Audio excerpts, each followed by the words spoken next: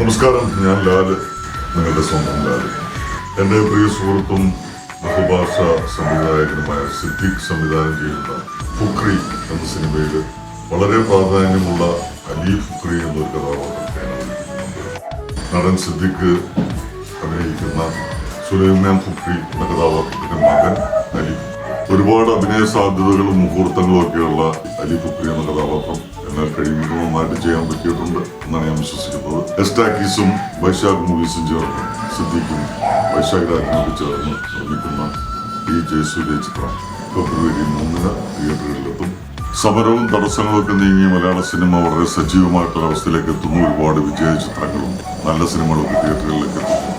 കൂട്ടത്തിൽ ഒരു വലിയ ആഘോഷമായിട്ട് ഫുക്രിയും ഫെബ്രുവരി 3 തിയേറ്ററുകളിലേക്ക് എത്തുന്നു. കുടുംബത്തിന് ഒരുമിച്ച് കാണാവുന്ന ഒരുപാട് കുടുംബ സന്ദർഭങ്ങളുള്ള ഒരുപാട് കളർഫുള്ളായിട്ടുള്ള ഇൻട്രസ്റ്റിംഗ് ആയിട്ടുള്ള ഒരു സിനിമയായിട്ട് ഫുക്രി.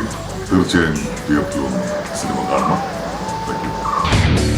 രണ്ടാമത് ജനിക്കണം ഈ അലിയുടെ മകനായിട്ട്.